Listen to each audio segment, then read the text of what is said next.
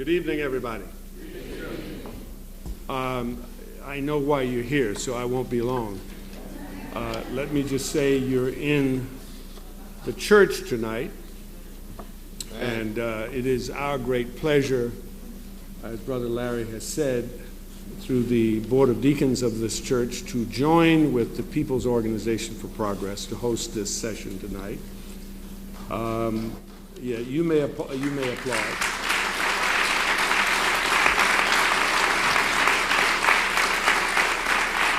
There's all kinds of evidence of providence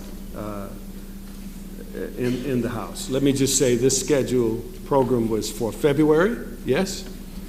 My wife and I were out of the country, and I'd given my regrets to Brother Larry that I would not be able. I had communicated that to my brother, Cornel West.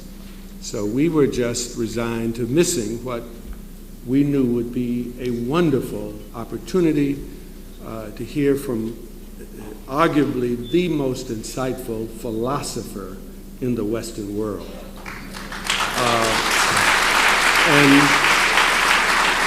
And so it snowed. I made the unpardonable error of sending a picture to the church of Mrs. Howard and myself dressed in short pants. I won't do that again. But it was snowing so bad that the program couldn't go forward. And in the interim, Brother Cornel, Larry was up too late one night, roaming around in this city as he does tirelessly every day, and he was hit by a car in his car and was quite seriously injured.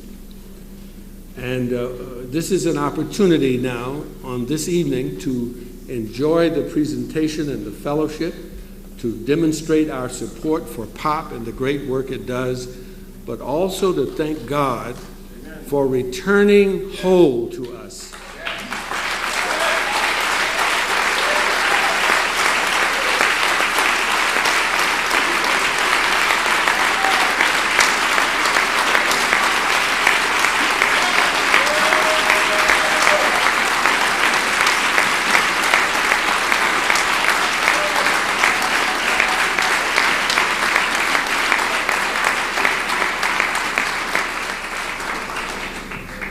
Cornel West is a very busy man,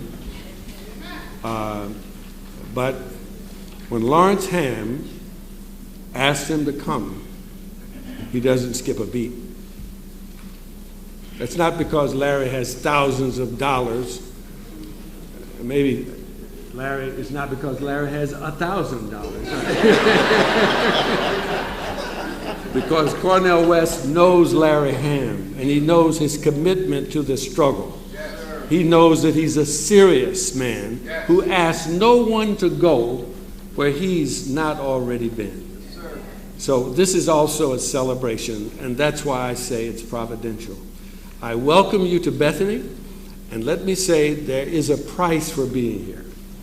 You are going to be asked to give some money to support the People's Organization for Progress. Let's get that clear. And when that time comes, I want to give you adequate warning that the receptacle in which you will be asked to place your donation has 10 in the bottom. So if you give us some metal money, it's going to rattle, and everybody will know what you did. The second thing here is that on Saturday morning, at 9 o'clock with breakfast, we are going to assemble here, and I want you to be here. There's a flyer that you can pick up. We are trying to mobilize people across the state to change laws that are inordinately hurtful to people who are economically poor. The bail laws of our state are inhumane. Thousands of people in our state are locked up right now in county jails because they can't afford $200 to get out on a $2,000 bail. You bringing me a copy, Larry? Yes, sir. This is the way that flyer looks. Get this. This is all the information you need, and a willing spirit. Come on out and help us reform the bail laws. We're going to have concrete assignments. This is not a teach-in. This is a mobilization for action in honor of Dr. King, who was assassinated on April 4th. So on April 5th, we come together. And let me just say that if a person who has been in jail 6 months because they can't afford $200 sees the judge, and the judge throws the case out because there's no basis for the charge, it means that that person has been enslaved for 6 months. That's right. Hello. That's right. So come and be with us. I know Pop is going to be here. If you are in sympathy or in support of what Pop is about, I hope you too will come, and we will all be blessed by your presence. Again, let me thank you, and now I'm going to invite Deacon Carl Watson, a prominent deacon in this church, to come forward and offer an opening prayer. Brother Watson. Thank you so much. Junior's his daughter and his wife is a program in Jersey City tonight. Dear God, first of all, we thank you for allowing us to breathe the air of this world on this day.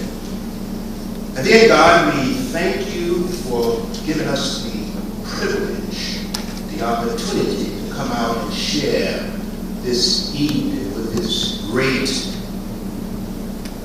fighting organization. We thank you, dear God, for your tireless and selfless spirit. We pray that you would continue to empower this organization so that they might continue the work that you have called them out to do. We thank you, dear God, for the fighting spirit of Larry Henry, Yes. of a Cornel West, of a Moses William Howard. We pray, dear God, that you will keep your hand upon them, never ever leaving them to themselves. So, Lord, continue to be their strength, to be their God.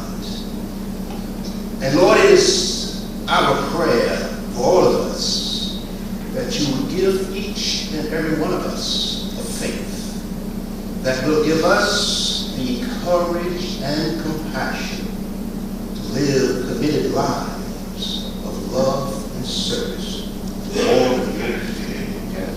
We pray, dear God, that the words of our mouths and the meditations of our hearts this evening will be acceptable in thy sight, O Lord, our strength and our redeemer.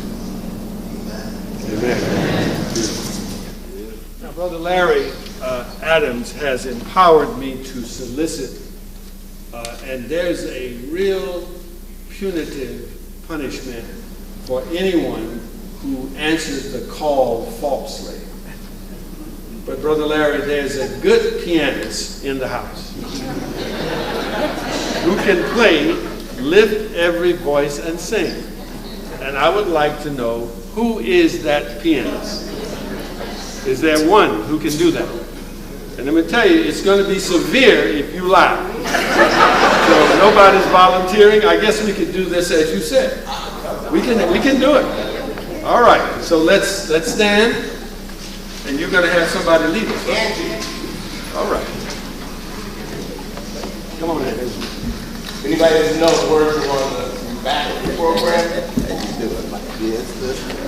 And then first again. Thank you and welcome. Lift every voice and sing till earth and heaven ring with the harmonies of liberty. Let our rejoicing rise high as the listening skies. Let it resound.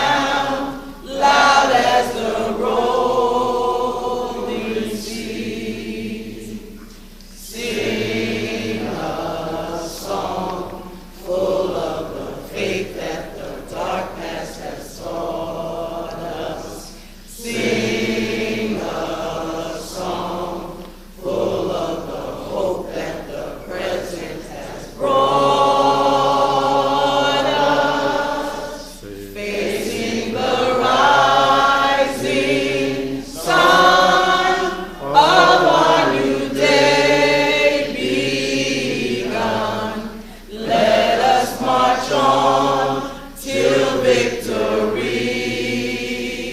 is won.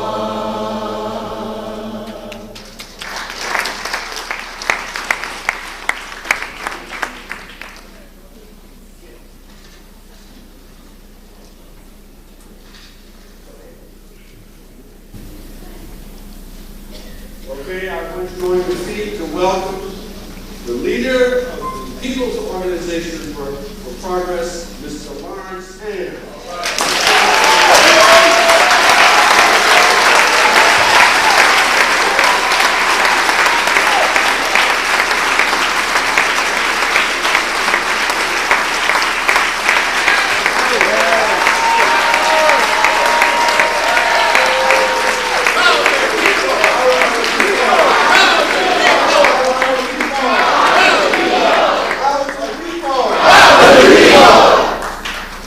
Thank you very much, brother. We love you. I love you too. First of all, let me say good evening and how glad I am to see this sanctuary filled tonight.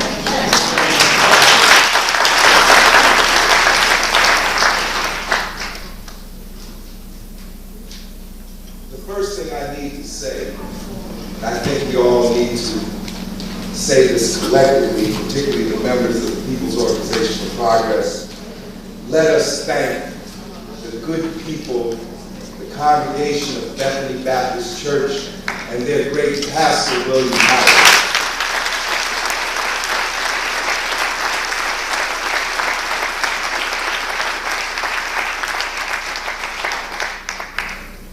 I also want to recognize our co-sponsor for tonight, who willingly and without any hesitation expressed their willingness to host this program with this radical People's Organization for Progress. Let us give the Deacon Board of Bethany Baptist Church a big hand.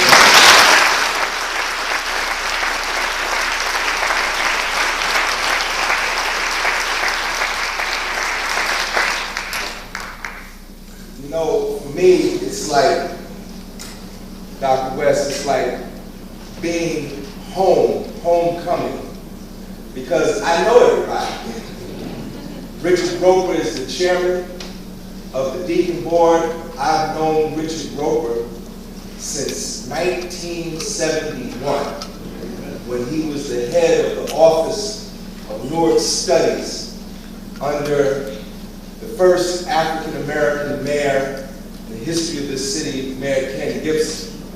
And I met Richard Roper at that time, and we've been friends ever since. And Bill Howard is an old friend of mine. I met Reverend Howard when he was at the Theological Seminary at Princeton University back in 1977. He invited me to his house for dinner to meet him and his lovely wife. And at that time, we were co-conspirators in the movement to liberate South Africa. We had an organization on campus at that time called the People's Front for the Liberation of Southern Africa. And our objective was to get Princeton University to divest itself of its holdings and companies that did business with the racist apartheid regime. And for 3 years, we campaigned very hard. And Reverend Howard was right there in the thick of it, giving us advice on what to do and how to build that movement. And we took a movement of that started out with about a dozen students.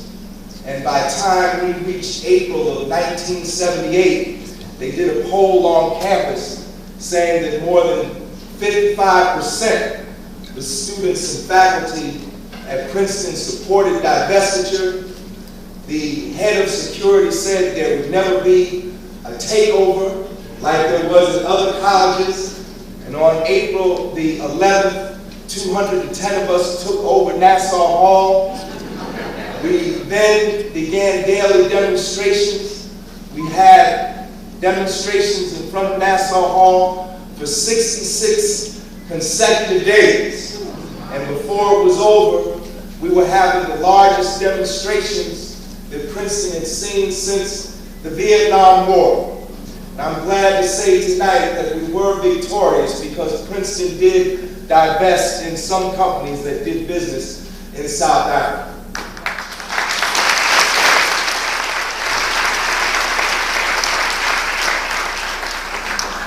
But Reverend Howard and I continued, and you know, sometimes many people know me as a militant materialist, but sometimes I can't help but feel the hand of providence moving in events. Because I came back home to Newark, New Jersey, and I look up at what's happening with Bill Howard from Princeton is now the pastor of Bethany Baptist Church. And I said, that's good news, because we know we can help build this movement together. And Reverend Howard has been supportive of all of our efforts, even after we were out. The movement to free South Africa continued, and then our goal was to get New Jersey to divest its money, to divest its pension funds from companies that did business with South Africa. The now deceased Assemblyman Willie Brown put the bill in. We marched on Trenton. We camped out. Reverend Howard was there with us. We camped out on the lawn of the State House. And I'm proud to say that they did divest those pension funds from companies that did business with South Africa. So Reverend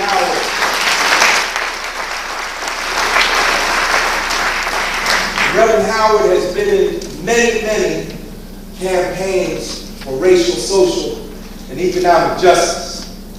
New Jersey is not known to be the most progressive state in the Union, but Reverend Howard, through his leadership, helped build the movement to have the death penalty abolished in New Jersey.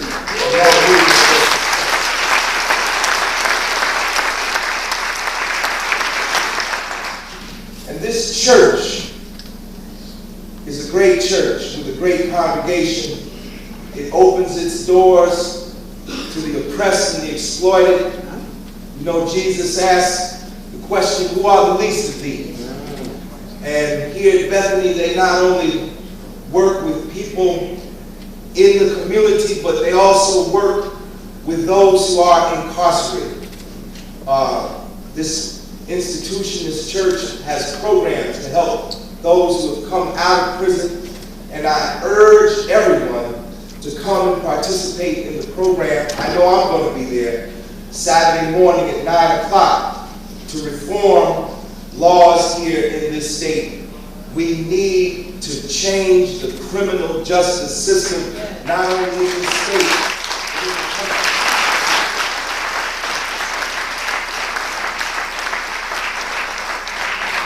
So tonight, we're here with Dr. Cornel West. I just want to also say that April 4th marks the anniversary of the assassination of Dr. Martin Luther King. And we must keep in mind that Martin Luther King did not die a natural death. He did not die in his sleep. He was the victim of forces of oppression and reaction embodied in a program called COINTELPRO that sought to eliminate black leadership, to prevent the rise of anyone who could unite not only the masses of black people, but the masses of everybody in this country that wants a better society. He was assassinated to stop that movement.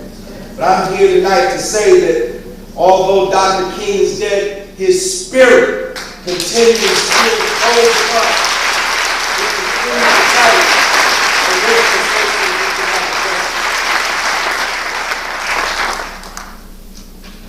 justice. The assassination of Dr. King reminds me of my own mortality, which I came face to face with on Tuesday, March the 4th. I was driving through Newark, driving south on 18th Street, when I came through the intersection of 18th Street and 15th Avenue, I was hit by a stolen car. Unfortunately, young brothers, juveniles from our community, stole the car and hit me right on the driver's side. The impact was so great that it spun the car around and literally pushed the car up on the sidewalk. They had to cut the roof of the car off and cut the driver's door off to get me out of the car. And I remember when they were pulling, after they had pulled the roof of the car off, I was looking, I could only look up at the sky. And for the first time in my life, the stars seemed so close. The sky felt so near. And I had confronted death before, brothers and sisters. But I had to ask the question, God, is this it? And I was really concerned. On the way to the ambulance, after I got to the hospital, they said, Mr. Ham, you have 17 broken ribs, you have a broken hand, a collapsed lung, lacerated liver, and a punctured spleen. Doesn't look good. But the good news is that I come from a community that prays for me.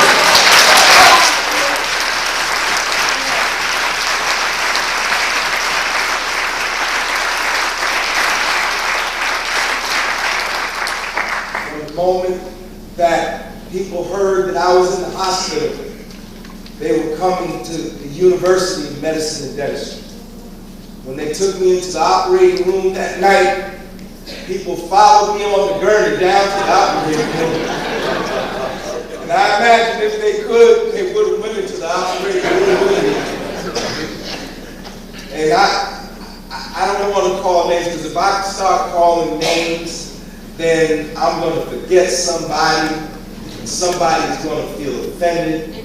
And I just want to say to everybody here tonight who came to the hospital, who sent cards, who had me in their prayers, I thank you with all my heart and soul, because I know I stand here tonight just a little more than 3 weeks later because of your love and your prayers.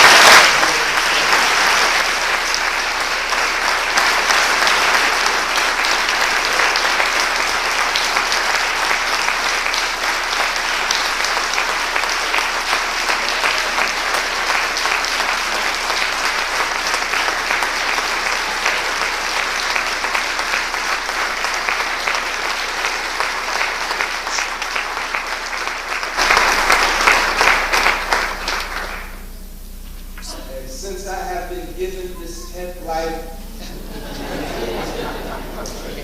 I promise you that I will redouble my efforts and work even harder in the struggle for racial, social, economic justice and peace.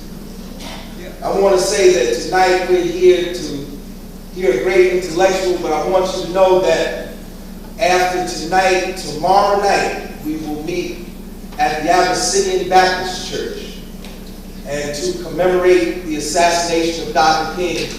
And in so doing, we're not just going to talk about Dr. King, we're going to read a chapter from his book, Where Do We Go From Here, Chaos or Community? And I believe we're going to read chapter number 6, The World House. We like that chapter in the People's Organization for Progress, because in that chapter, Dr. King outlines many of his anti-imperialist and anti-capitalist perspectives. So we invite everybody who is here tonight to come and be with us tomorrow night. But more than that, brothers and sisters, in this time that we live, we cannot make our movement just simply a movement of programs and events. We have to build the organization and the movement that can transform this society. We need a new society. We need a revolution in this country. And we need an organization and movement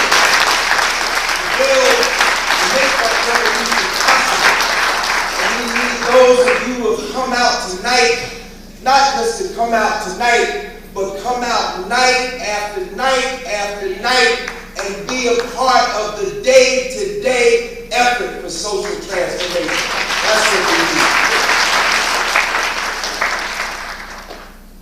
I met Brother Cornel West some years ago. I actually heard about him before I met him.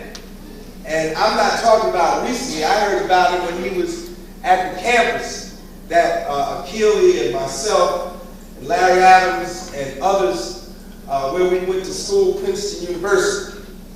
Yes, Princeton University. They are people who can go to Princeton and come back home and work for social justice.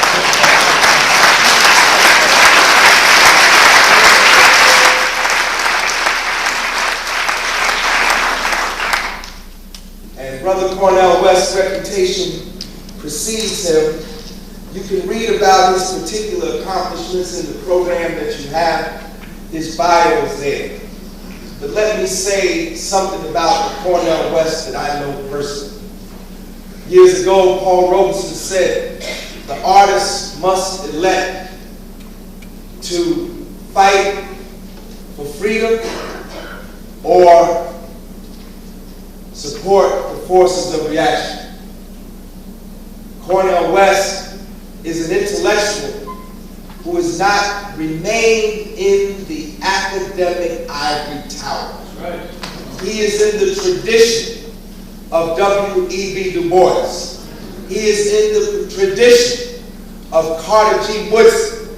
He is an intellectual that has taken his great talents and his mind and put those things in the service of the people, in the service of the movement that wants peace and social justice.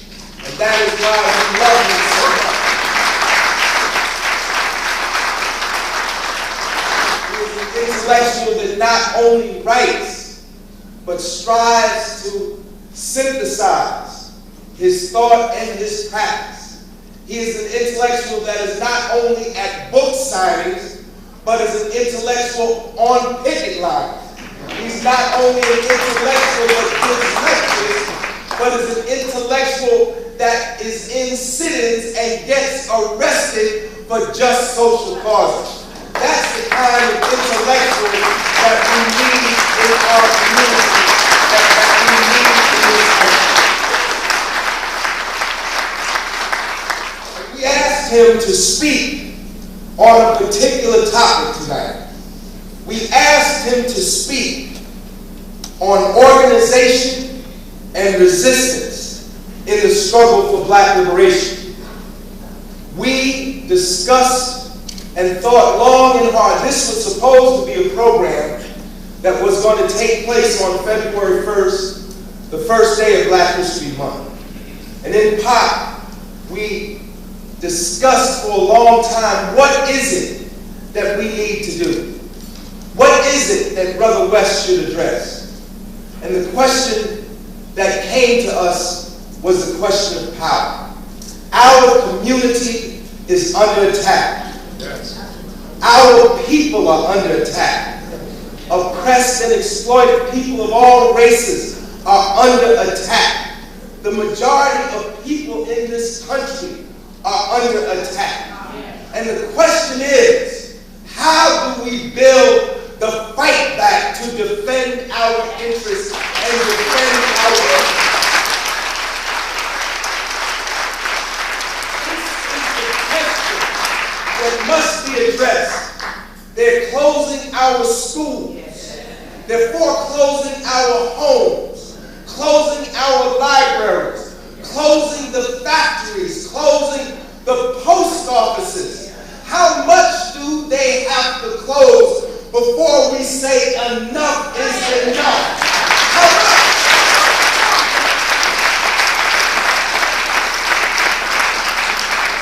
They continue to do it because they have not yet met the countervailing force that can stop them from doing it. And the question we ask our great public intellectual Dr. West to address tonight is, how do we build this countervailing force so that when they close our schools, we have not a demonstration of 200, but a demonstration of 2,000. When they engage in unjust wars, how do we have not only a march on Washington, but marches in major cities simultaneously all around the country to let them know that the majority of people do not want war, we want peace? How do we build a movement to save our young men who are filling up the jails and prisons of this country? How do we build a movement that can make a better life for our children so that they can enjoy the opportunities that we had but are being taken away from us?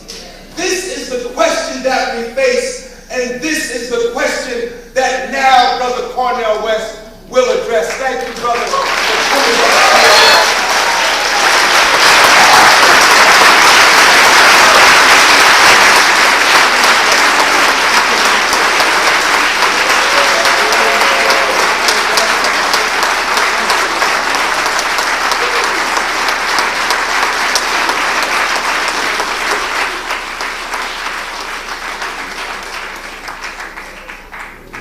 My dear brother, our dear brother Larry Ham, still on fire, still on fire. Year after year, decade after decade, it's true. We go back almost 35 years, and he was saying the same thing in terms of clarity of vision, in terms of depth of his analysis, but most importantly, in terms of his courage. He has been a long-distance runner, and he's still running. It's a beautiful thing. Give it up one more time for our brother. God bless you, brother. God bless you. I'm just so blessed to stand here. That was about 4 years ago I was blessed to stand here. We celebrated the 10th anniversary of our very dear brother, one of the most significant visionary leaders in contemporary Christendom, right here in not just Newark, but on the chocolate side. Bethany Baptist Church, historic institution, consecrated by so many folk coming through Sunday after Sunday, staying close to the blood at the cross to be transformed in order to bear witness. I'm talking about Reverend Dr. M. Howard Jr., who is my dear brother. I've known him now for almost 45 years. Can you believe that? This brother made history when he was head of the National Council of Churches. The National Council of Churches, 30 years old, straight out of Princeton, straight out of Americus, Georgia, Jim Crow Gut Bucket, Georgia he came from, and Morehouse College. And he's still long-distance runner. Oh, we've got some significant and magnificent folk here in this city. Richard Roper, my God, my God. Where is Brother Roper? Where is he? Where is he? He's so humble. Oh, there he is. There he is. Stand up, brother. Stand up. Give this brother a hand. Not just head of deacon board, one of the visionary leaders. Knew him at Princeton, too. Knew him at Princeton, too. We have a special brothers meeting. Sometimes the brothers need to steal away, you know. We have a meeting every month where we steal away with Bill Howard and Richard Roper, Brother Peter Harvey, one of the finest legal minds. He was the first black attorney general in the history of New Jersey from Morgan State and Columbia University. He's on his way here tonight.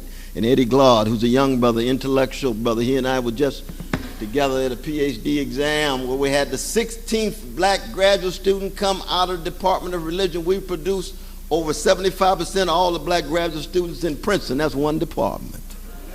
But that's Eddie Glaude. Got a book coming out called Democracy in Black. And then Brother Larry was kind enough to come along, and we spent a little time together too. And I say that because we need networks, you need friends, and when you intensify your dance with mortality like so many of us, we all getting closer to physical death. And I come to my physical death with a smile on my face because I'm going to go down swinging. swinging. My body gonna be so used up that even the worms gonna look at it and say, oh my God. What has this Negro been through? What this black man been through? And I'm serious about that. I'm very serious about that, because one of the reasons why it's difficult to build the kind of organization, by organization we mean three things. We're talking about your vision and the courage behind your vision, your analysis. Do you really understand what you're up against? Do you understand the economy, the nation state, its relation to corporate media, and the reason why there's so much sleepwalking in the country? And then the organizing and mobilizing that has to take place. Yeah, we're going to talk about all of that tonight. But I want to begin on a note of gratitude, because I am who I am because somebody loved me. Somebody cared for me, and I'll never forget it. Never forget all of that sacrifice, all of that service that went in to the shaping of this cracked vessel named Cornel West. Irene, my mama, in Clifton, West, the daddy who's gone. My brother Clifton and my sister Cynthia and Cheryl. My son, Cliff, and my daughter. I apologize for being late because I had to pick her up from school today. And we had some serious traffic.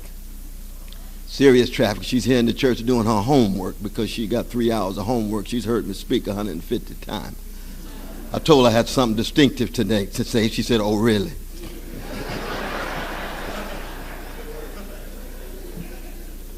But it's a blessing for her to be part of what the Isley brothers call a caravan of love. And that's exactly what it is. When you looked at Larry Ham standing there, he's not just intellectual, he's not just freedom fighter, he's part of the caravan of love. And it's a caravan of love of a people who've been taught to hate themselves.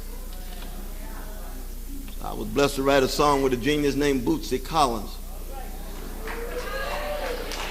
And we wrote a song called Freedom, F-R-E-E-D-U-M. When love is a threat, that what happens to a people who have been taught to hate themselves, so unloved and uncared for, especially young folk, and when they encounter love, the first response is one of fear. It constitutes a threat because they're not used to being loved like that. Oh, yes. And you see, look at the history of black people. Is the history of that caravan of love trying to get folk to wake up from their sleepwalking because they've been normalized into thinking that love is so isolated and so rare and so atypical. That's why when Huey Newton stood in front of the police, they put the gun to his head and said, you can kill me, I'm willing to die for the people. Black folks said, this Negro's crazy. Never been loved like that. The way Nat Turner and Harriet Tubman, and the way Sojourner Truth, the way Marcus Garvey, the way Malcolm X, the way Fannie Lou Hamer, the way Stokely Carmichael, the way Diane Ross, and the way Donny Hathaway, and the way Curtis Mayfield, and the way Shirley Caesar and James Cleveland love a people taught to hate themselves. Well, I want to begin by invoking one of the great figures in the caravan of love, the love train that the OJs sang about. And it is W. Du Bois. Anytime we raise those kind of crucial questions, you got to invoke the Sankofa birds.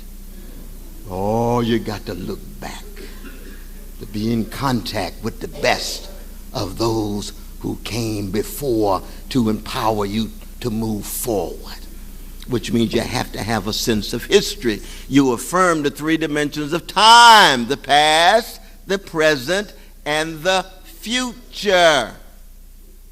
I'm so glad to see my dear brother Glenn Ford here. Stand up, brother Glenn. Stand up, brother Glenn. Love this brother. Respect this brother. Black Agenda Report, telling the truth, laying bare, exposing the lies, trying to keep the love train alive. Du Bois was 89 years old when he put pen to paper and wrote these words. He had already been put before the U.S. court. They had him in handcuffs just 5 years earlier because he was trying to eliminate nuclear weapons around the world. because he was engaging in critiques of the American empire, and most importantly because he was making connections between the vicious legacy of white supremacy and the inability of capitalism to deal with the problems of poor people. Ask Du Bois, what does he have to say? 89 years old. He said, I want to write a trilogy. I want to write 3 novels. Can you imagine that? 89 years old. Next project, 3 novels. That's what he did. He turned to page 275 in that first novel, The Ordeal of Mansart. He said, there's 4 questions I've been wrestling with all of my life, directly connected to the issue of organization and resistance and the struggle for liberation of precious and priceless chocolate people, black people, African people in the New World. Du Bois said the first question is, how does integrity face oppression? How does integrity face oppression? The second query, what does honesty do in the face of deception? Honesty in the face of deception. The third query, what does decency do in the face of insult? And that last query, how does virtue meet brute force? So those are the 4 queries I've been wrestling with. And he's saying in part, there will never ever be an awakening among a sleepwalking people until the issues of what it means to have integrity and honesty and decency and virtue are thoroughly not just affirmed, but are enacted and embodied. These days, it's hard to find folk with integrity. We live in a context where everybody's up for sale. And everything is up for sale. You can call it commodification, marketization, commercialization. Too many churches believe the kingdom of God is a brand. So the blood at the cross becomes Kool-Aid, that thin stuff that can't sustain you.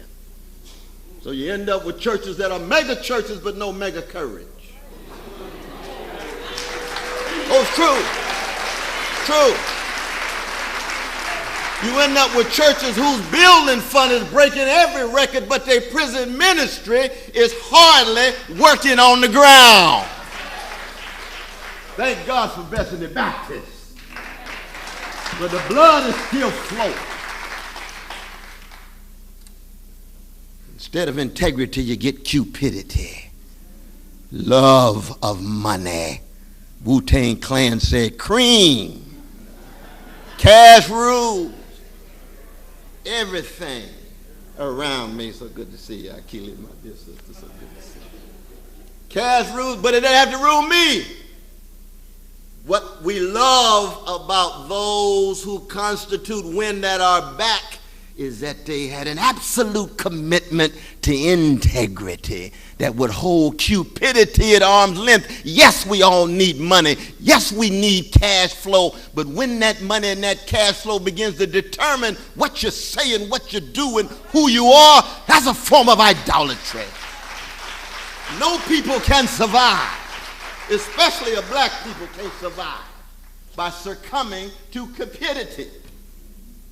And we got too many leaders, politically, economically, religious, intellectually, who are just selling their souls for a mess of pottage because they're so obsessed with some fleeting visibility.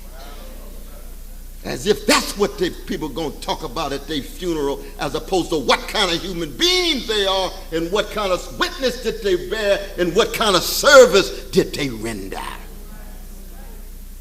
You got to be old school in part because it has a historical backdrop And our market economy eliminates the history and the past, so that the very notion of there being a vision connected to integrity beyond just money is hard to conceive of. You can't have organization, my brother, without that deep sense of history, that connection, that bond, that source of empowerment. But we living in a moment in which cupidity and venality, and venality simply means I'm a candidate for bribery. Try me. And I'm not just talking about all the scandals in business and politicians and so forth. Obsession with the 11th commandment, thou shalt not get caught. That's what we're dealing with across the board. Why? Because the corruption is so ubiquitous. And it's hard to hold it at arm's length, let alone to follow the Negro national anthem, which is to say what? Not lift every echo, but lift every voice. How many real voices do we have left in the country? How many echoes? Turn on your television and see. Fox News, right-wing propaganda. MSNBC, neoliberal propaganda. Where are the voices? It's like looking for Donny Hathaway and getting Milli Vanilli. Don't tell me what you're imitating. What are you creating? I don't want to see copies. I want to see originals. Where are the originals? Brother James, so good to see you. We just did Rawway, part of our course. I'm blessed to teach a course at Rawway on Fridays, every third Friday, 150 brothers in philosophy. Oh, we have a good time. It was just there this past Friday. Wrestling with Lorraine Hansberry and Plato and so forth. You right there wrestling with it too. It's so good to see you, Brother James. And oh, those brothers, they understand the need for voices, because too many of them followed echoes and hit up against the dead end. And too many of them got caught for soft drugs and ended up in jail. Whereas those Wall Street executives who embezzled billions of dollars of insider trading, market manipulation, fraudulent activity, they sipping tea in the Congress, White House, and in the nightclub. They just had a brother Diamond the other day at Howard. I was blessed to preach at Howard on Sunday. And he was at Howard just right before me, giving this big degree, saying he expressed the core values of Howard University. I said, which Howard University are you talking about? You're talking about Sterling Brown? Are you talking about Toni Morrison? Are you talking about Stokely Carmichael? Which Howard are you talking about? I love Howard University. I love Negro institutions. I love Negroes, hot dang it. And that's very important, because too many of our leaders and spokesfolk love everybody but black people. Black folk just an afterthought. Oh, yeah, you're there, aren't you? No, you start on the chocolate side of town. Not because you're tribalistic or exclusivistic, but because your mom and daddy is chocolate. And your grandmother's chocolate. And if you don't learn to love them right, then you ain't gonna love nobody right. Even your love of the vanilla brothers and sisters. Vanilla brothers and sisters deserve all the love, yes, but your love of them will just be imitation and manipulation. Won't have any authenticity whatsoever if you ain't loving your own folk first. You don't need to apologize for that. You wouldn't even be here if it wasn't for that black love. How come black love is still viewed as somehow some tertiary phenomena? That's one reason why Nelson Mandela was so loved and Martin Luther King Jr. is so celebrated. You look at the news, you think the reason why they went to jail is because they was forgiving white brothers and sisters. No, they went there because they loved black people. And the love for black people spilled over to forgiveness to vanilla brothers and sisters. But the vanilla brothers and sisters were not center stage. Martin Luther King Jr., they put him in a paddy wagon in October 1960. Didn't tell them where they were going. Put a German shepherd in there, just him and a German shepherd in pitch dark, for 5 hours. Brother Andy Young told me when Martin got out, it was just he and Daddy King waiting there in Reedsville Prison in Tatnall County in Gut Bucket, Jim Crow, Georgia. Looked like Martin had a nervous breakdown. He only had one sentence in his mouth. This is the cross we must bear for the freedom of our people. That's all he had to say. That's all he had to say. That's real. That's authentic. Doesn't make him a god or a deity. The brother had been loved in such a way that he understood that he can love by somehow being part of that caravan of love, and therefore he was willing to organize, clarify his vision, sharpen his analysis, and most importantly, to pay a price, not a market price, a moral, a spiritual, a political price. That's why June 26, 1964, he called Malcolm X. We know because it's on the FBI file. True.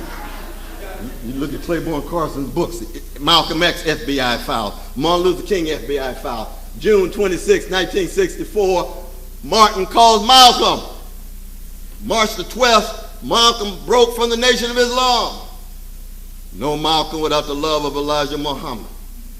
But out of love and critique, he has to break. March the 26th, they shaking hands in front of the Capitol.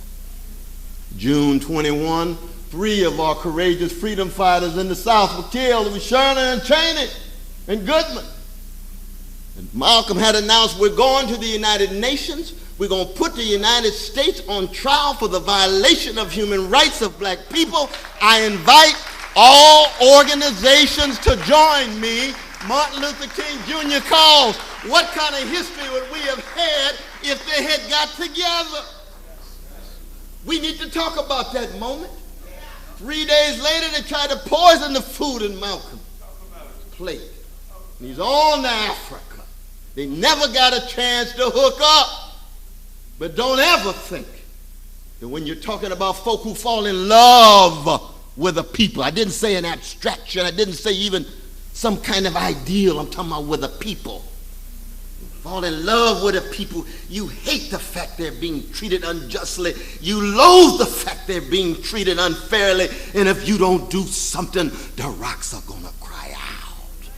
That's what we're talking about when you're talking about organization among a people who have been downtrodden for so long, sleepwalking for so long, but hungry and thirsty for something more, but it's not available in the mainstream media, it's not available in the corporate media.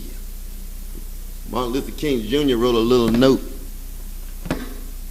exactly 46 years ago. It was a day and a half before he was shot in Memphis. He said, I want to preach Ebenezer on Sunday. He never got a chance to preach that sermon.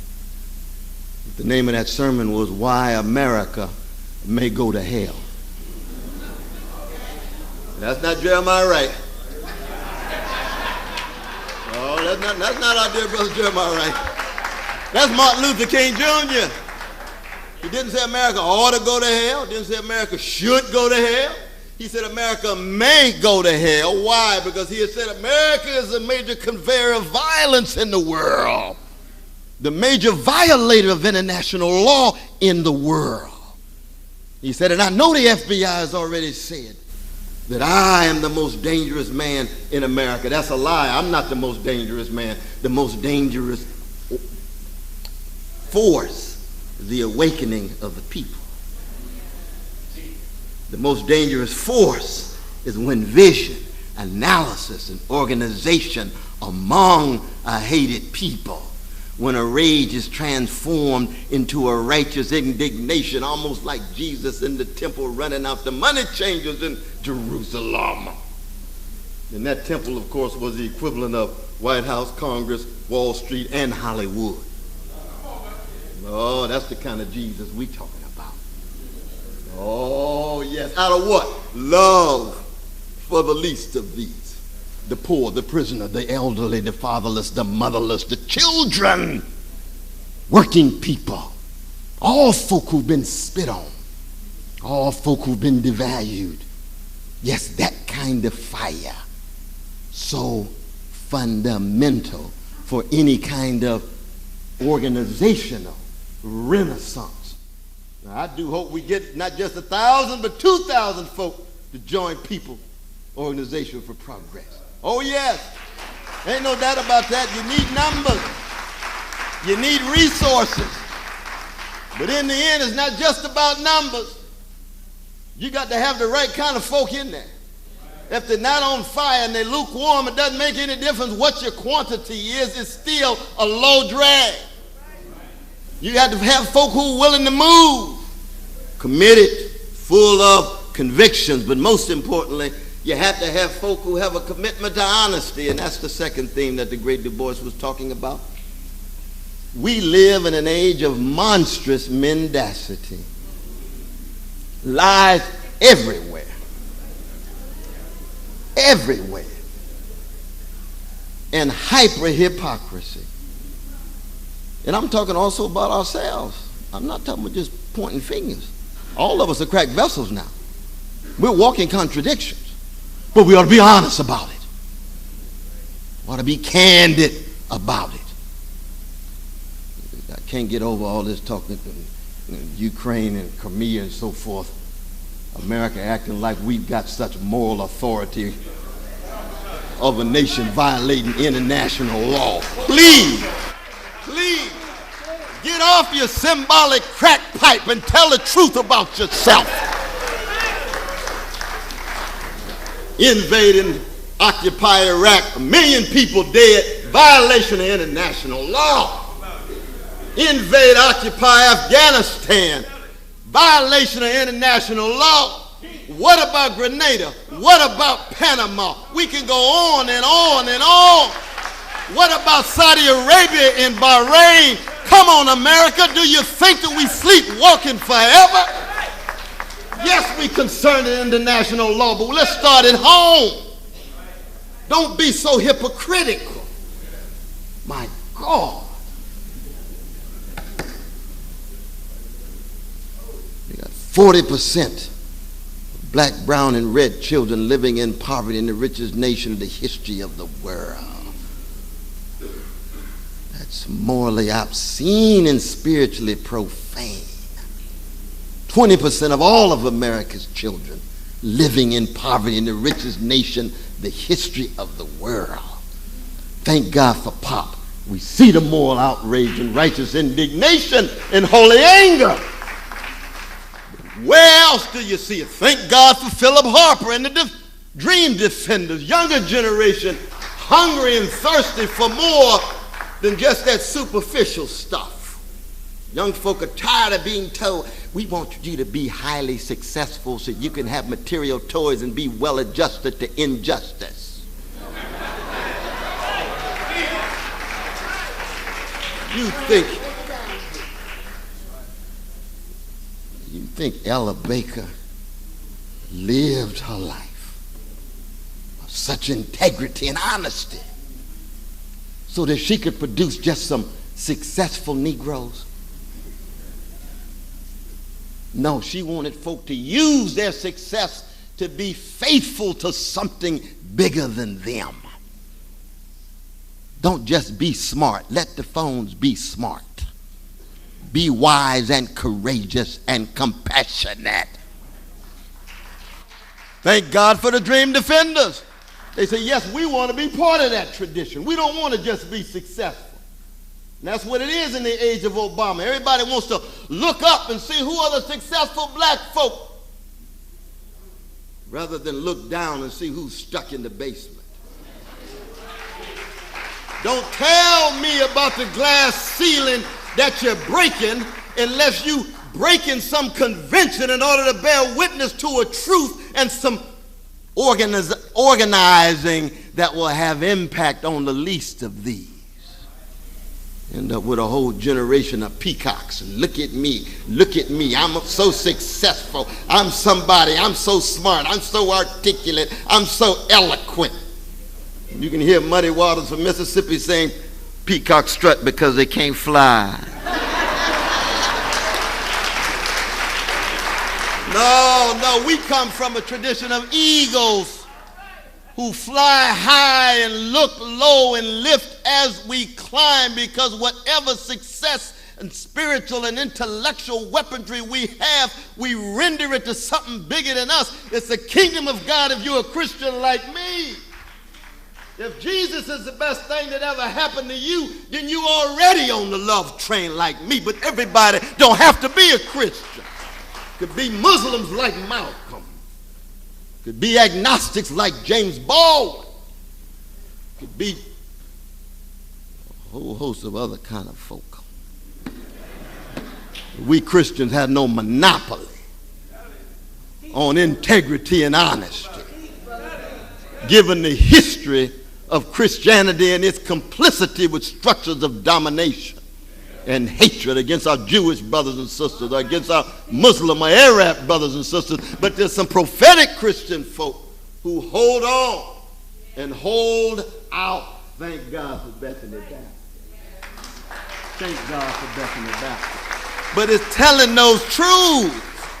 1% of the population owned 42% of the wealth and counting. 1% of the population got 95% of all the income growth in the last 4 years. That's a Keith Sweat moment. Something just ain't right.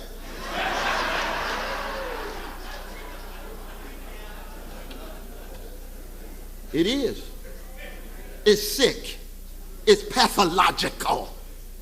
It's a form of spiritual malnutrition and moral constipation.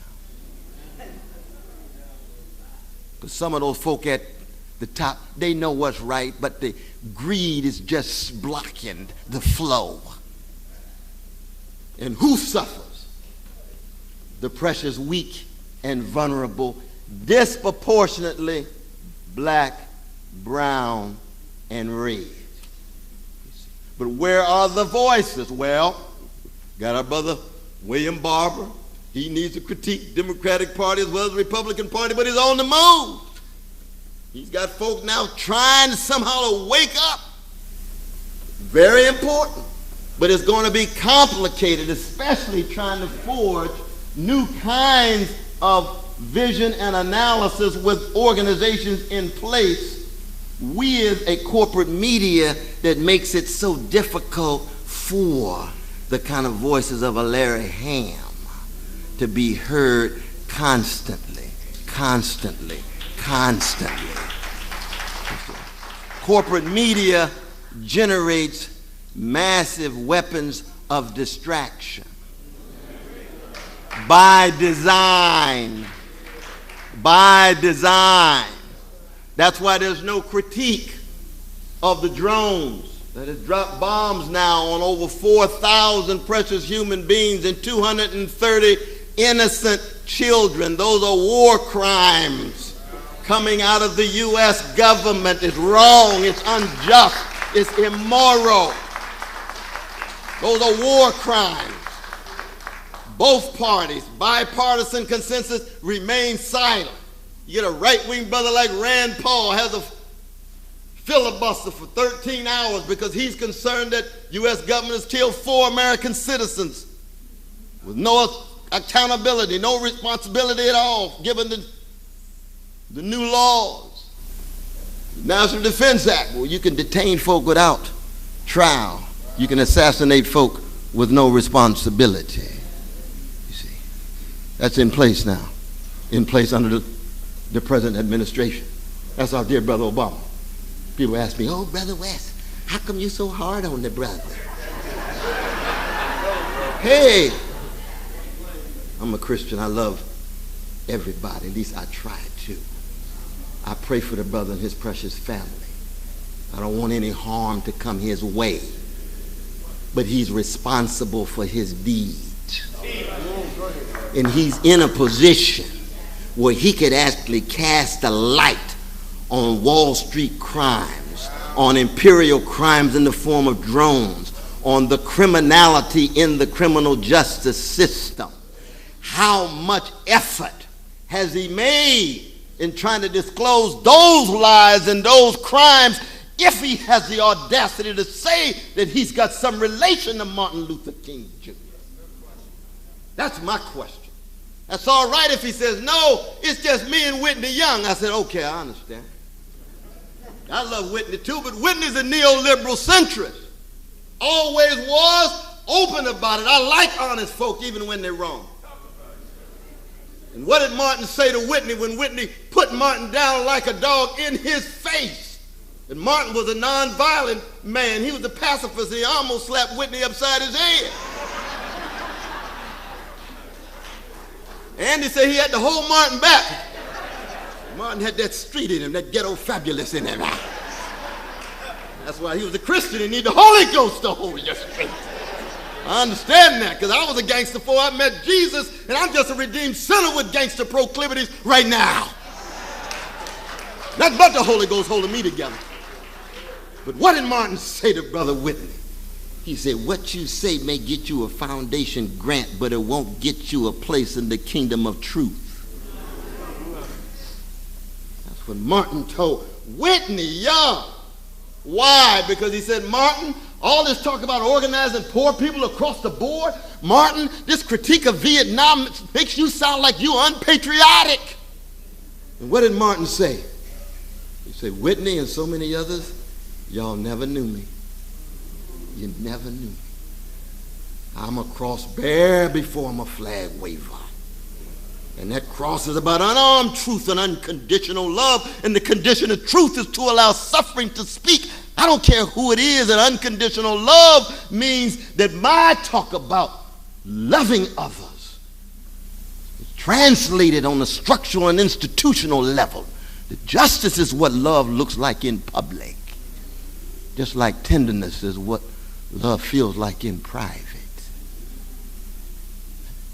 We're going to connect the structural and the institutional and the organizing with that militant tenderness that you hear in the voice of a David Ruffin or a Wanda Hutchison of the emotions, or the radical gentleness that you hear in a William Hart of the Delphonics, or a Donald McPherson of the Main Ingredient. He the one before Cuba. Tenderness, gentleness, sweetness. That's part of the caravan of love that goes into connecting unarmed truth and unconditional love, even at it is part of a political militancy. Because when you confront a system that either buys off your leaders, murders your leaders, lies on your leaders, or kills them, the freest persons are always those who have an absolute commitment to integrity and decency and are willing to go under. That's the major fundamental challenge. And in the last 30 years, with this class war from above, oligarchs and plutocrats, Wall Street banks and corporate elites, war against working people, war against trade union movement, war against wages, profits going up, wages stagnating, masses of wealth transferred from poor and working people to the well-to-do, corporations paying less and less taxes, $2.4 trillion right now, corporations offshore, so they will never ever pay taxes. Taxes shift to working people and the middle class, and the poor rendered more and more socially abandoned and economically neglected with very limited options. And then the spiritual blackout that we see more and more, in which there's self-disrespect, self-destruction, self-violation, self-flagellation, especially among our young folk, especially among our precious young brothers.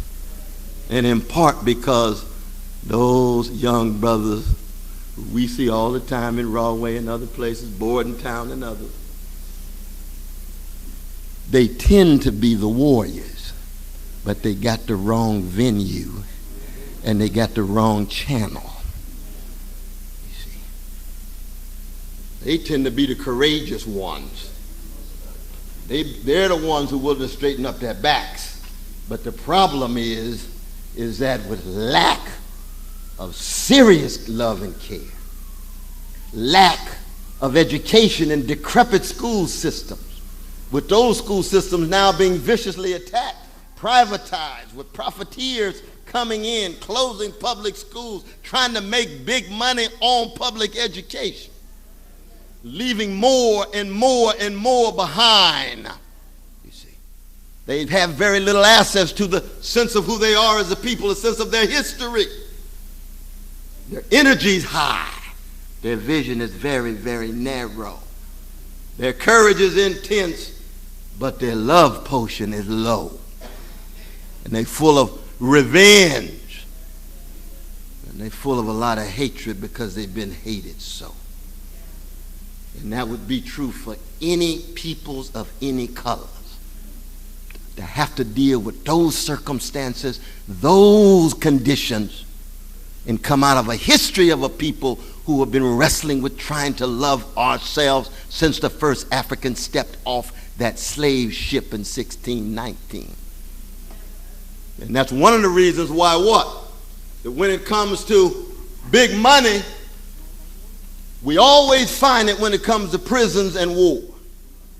It comes to jobs with a living wage, no. It comes to education, no. Health care, no. But we got a budgetary crisis. Well, we notice that your budgetary crisis is secondary and tertiary when it comes to this carceral state, this new Jim Crow, this prison industrial complex. You come up with the money. You want to put them right in the community now. That's war priority. And you always find it for war. You see how quick Congress came up with billions of dollars to support Ukraine in the last few days? Wasn't that something? What about Detroit? Not a penny. Not a penny. Not a dime. Wall Street in trouble. Bad choices, bad judgment. When poor people do that, they say, pull yourselves up by your own bootstraps. You got to be responsible. You're going to be dependent on this money we're giving you. Wall Street got $787 billion. That's corporate welfare. And for 3.5 years, it got $85 billion from the Federal Reserve with near zero interest rates, and yet let some of our working class students try to go to school and get a loan with interest rates. If they could get the same interest rates that bankers get, more of our precious children would be in school.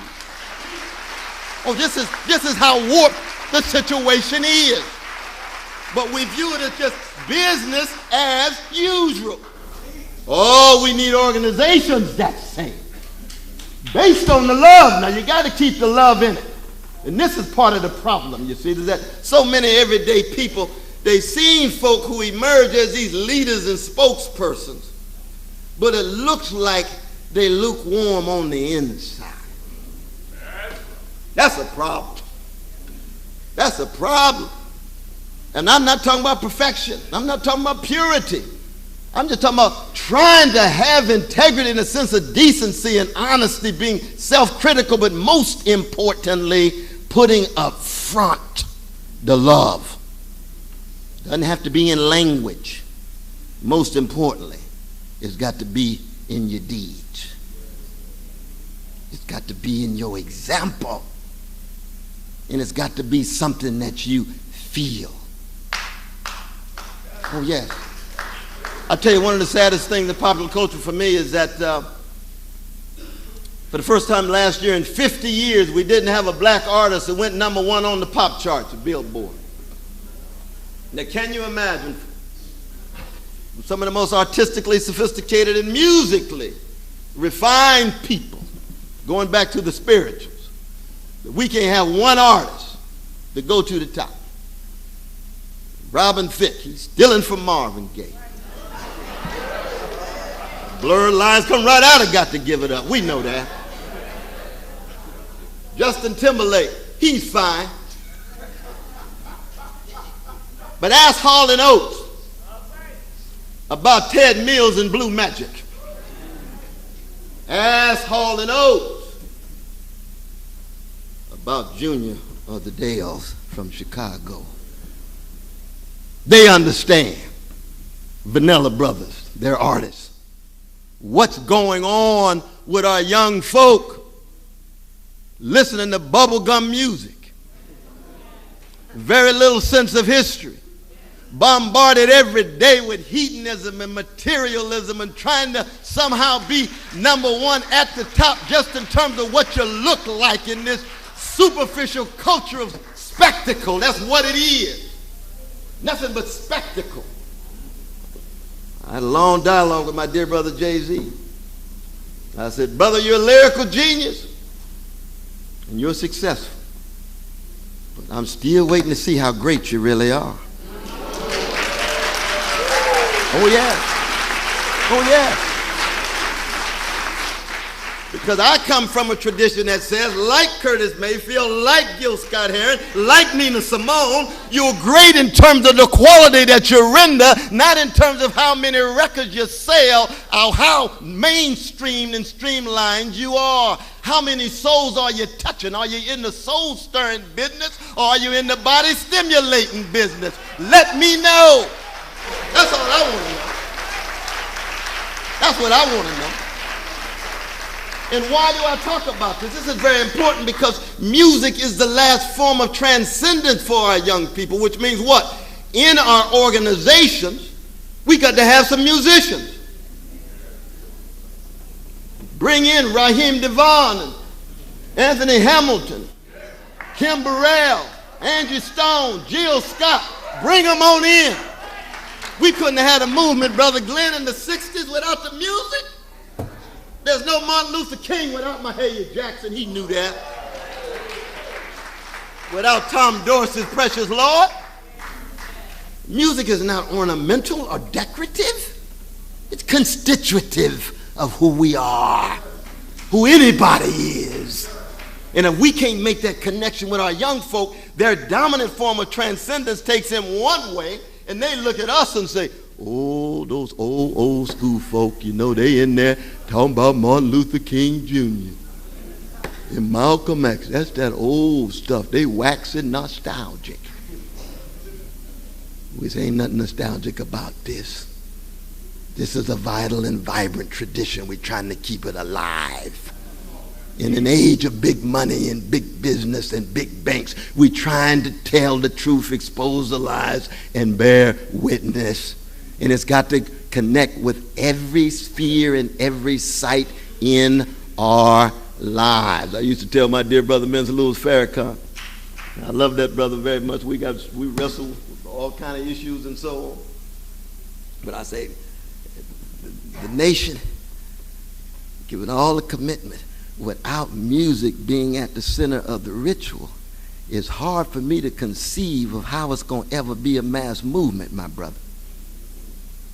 And he's an artist himself. He's a fine singer himself. But of course, Elijah Muhammad, who was Reverend Elijah Poole, he was a black Baptist minister before he became a Muslim. See, he got so upset with all of the excessive emotionalism in black churches that became cathartic but didn't translate into struggle for justice, that when he founded his movement, he said, we ain't gonna have no music up in here. No, let the Baptists and the Pentecostals and some of the AMEZ and AME keep that music. Making all that noise, and as soon as they get out there, they still cowardly, they still scared, they still intimidated. I thought they had the spirit inside of them.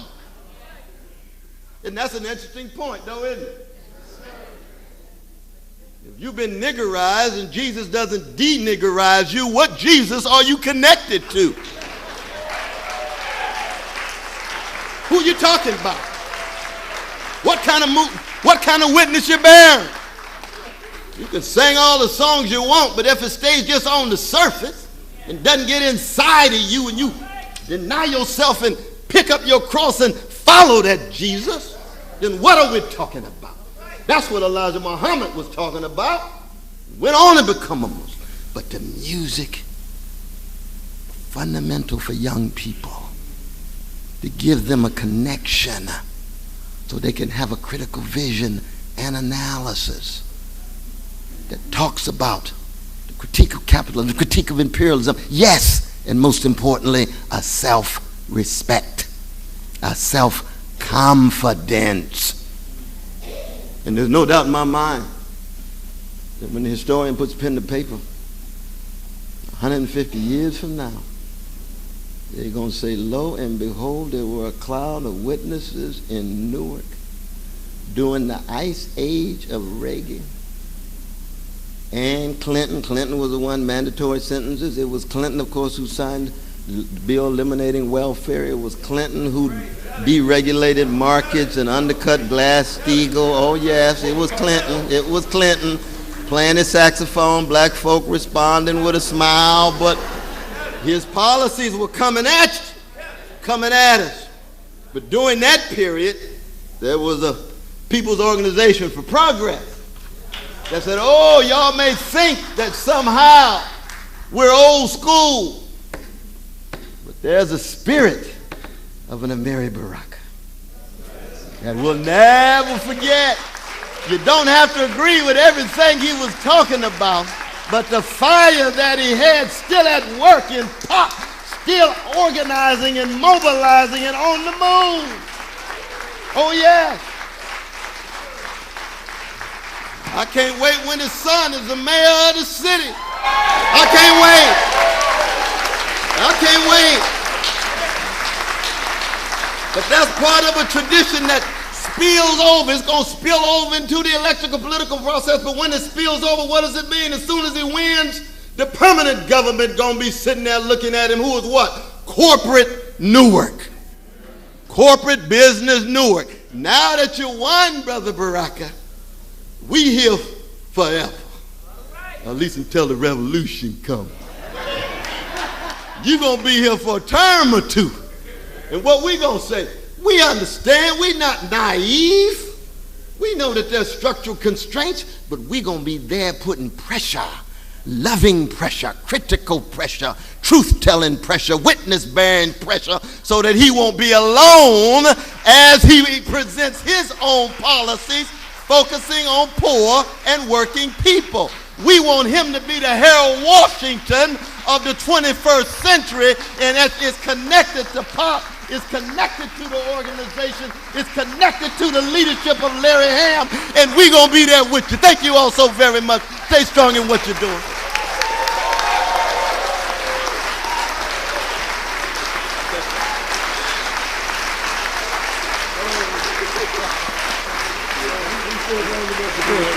Absolutely. God bless you. God bless you. God bless you. God bless you.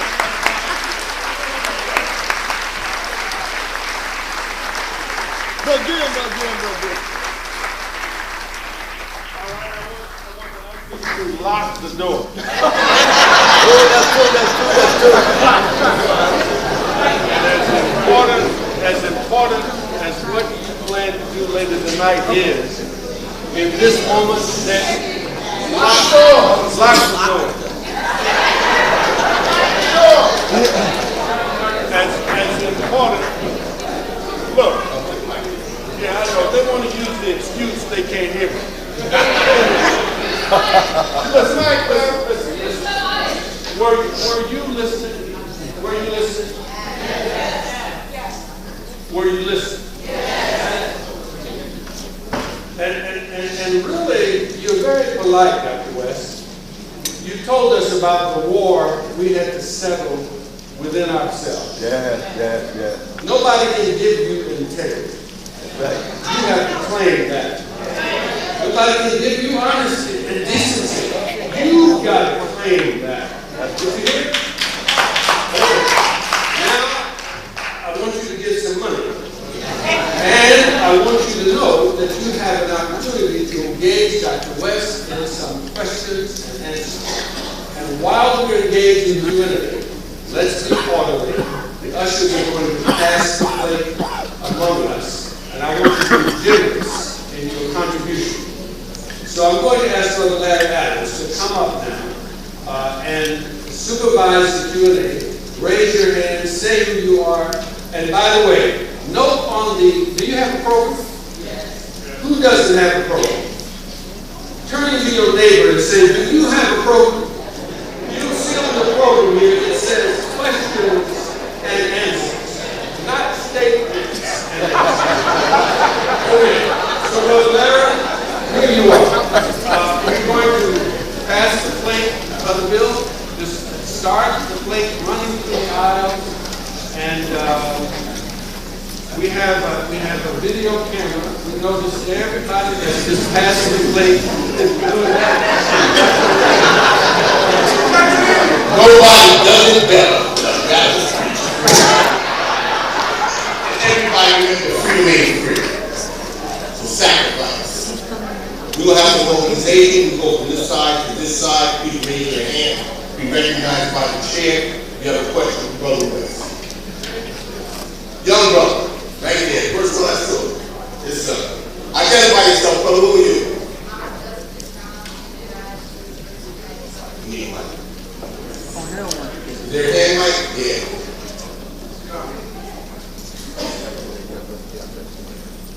Raise your hand, brother Sean.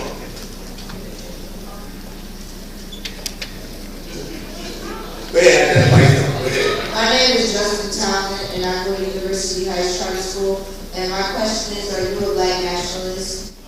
Oh, my dear brother. Thank you for that question, though, brother. Lord, no, let me see you. Where's your sparkling eyes? Yeah, there you go. Yes, indeed. Well, let me say this, though, brother. First, Brother Cornel, can we get you a hand mic so you can... I figured I had one here. Is this kicking in? Is this all right? Is it kicking in? You all in? Oh, yeah, thank you so much. My dear brother, yes, you just stand right there. I'm going to see your eyes. Look at each other. Because I salute you, though, brother. You were strong in your spirit, man. I like that. But let me ask this way. First, I'm my mama's child and my daddy's child. So I'll start from the womb. I'll start from the love push of my mama. Right? And as I came out, they ushered me right into Shiloh Baptist Church. And so I decided a long time ago I was going to be a revolutionary Christian. And that's what I am. Now that means, my brother, that I work very closely with certain black nationals who are progressive, who don't use any flag to downplay the role of women, they're critical of sexism and patriarchy, who keep the focus on poor and working people. So I work with progressive nationals, a number of progressive nationals. That's why somebody like Marcus Garvey still means so much to me. He's my comrade. Malcolm X, right out of the black national tradition. He's my dear brother. Mr. Louis Farrakhan, strong man. He's my dear brother. But as a revolutionary Christian, I put the cross above every flag. Like somebody like Glenn Ford right here. Now this brother right here, and he's a serious revolutionary brother. He's a secular brother too. He puts truth and justice above every flag. Is that right, Brother Glenn? Truth and justice. So he doesn't have to be a Christian as if Christians have a monopoly on that. And that's why he and I overlap in a fundamental way. It's just that I'm a Jesus-loving free black man. He's a justice-loving free black man. And we come together. Every once in a while, we might even break off in song. Because he's a musical brother, too. But the point is that when we say black nationalists, we always want to say, what kind of black nationalist? And then you want to define yourself from where you come from. Because all of us are working with what we got. Each and every one of us. We make choices, but we're working with what we got. And we hope that we're fundamentally committed to that truth and justice for everybody. That's true in Ethiopia, it's true in France, it's true in Brazil, it's true in Guatemala, it's true in India, all around the world. John Henry Clark is somebody whose name we need to raise up.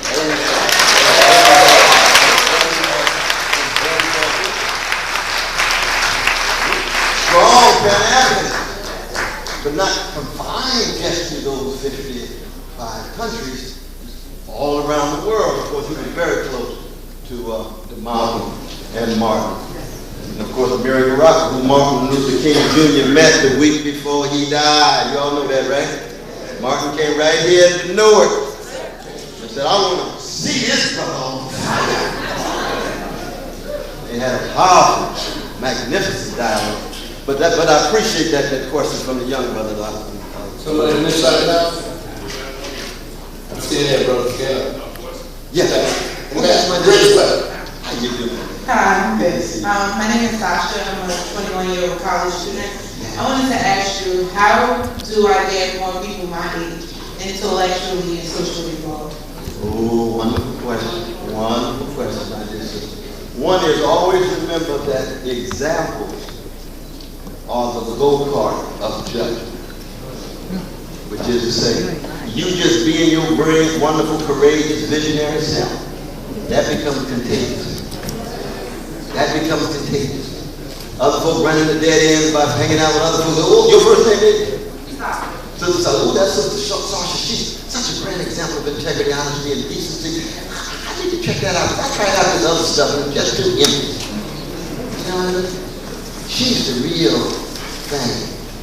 And that's very, very important. That's very, very important.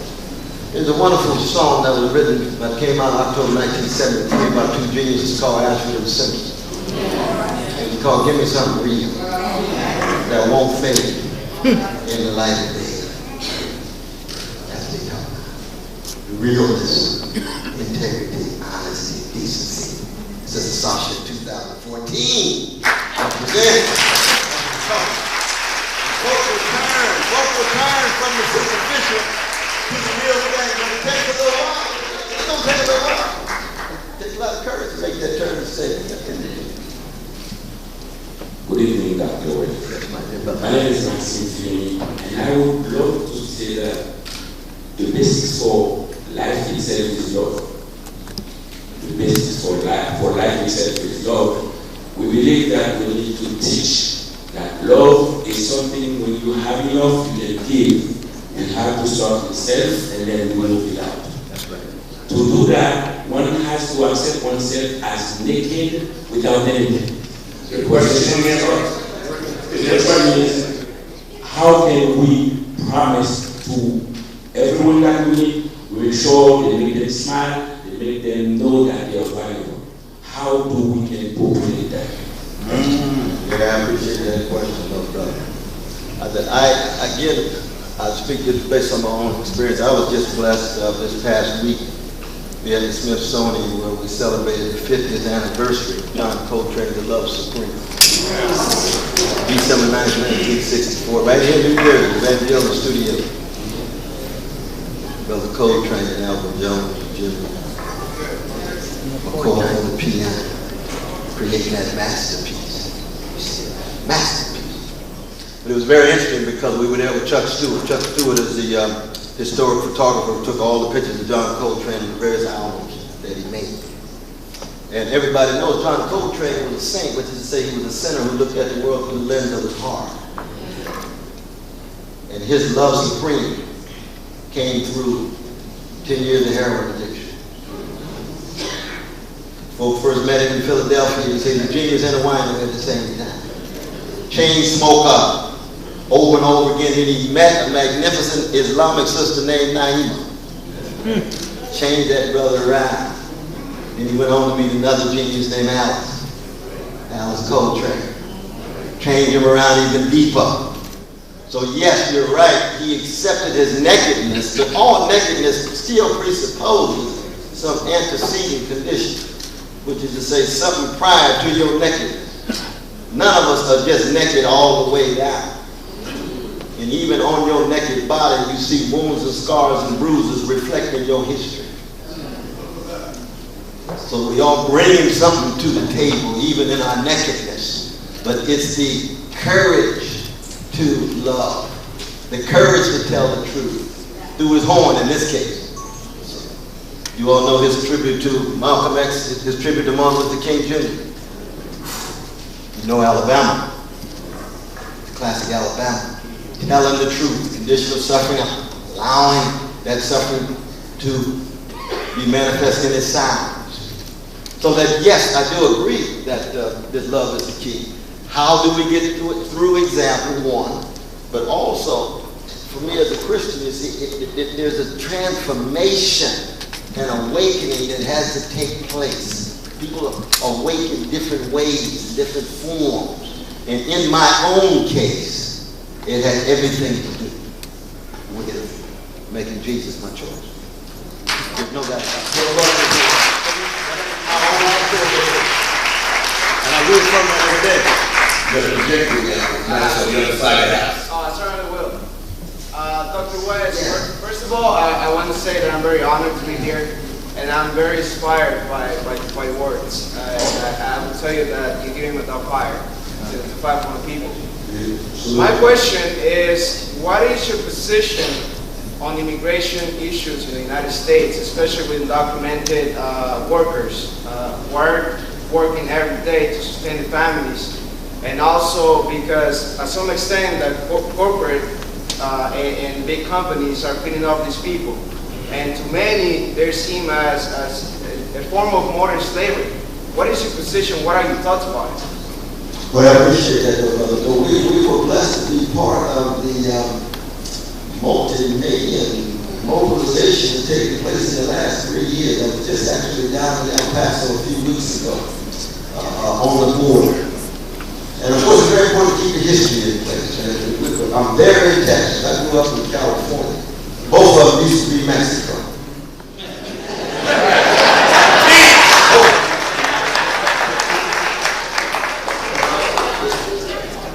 It's very interesting because Ulysses S. Grant, who fought in the Mexican War, he said this has got to be the most bogus of all wars ever fought. Because it was fought under conditions of lies, mendacity, and hypocrisy.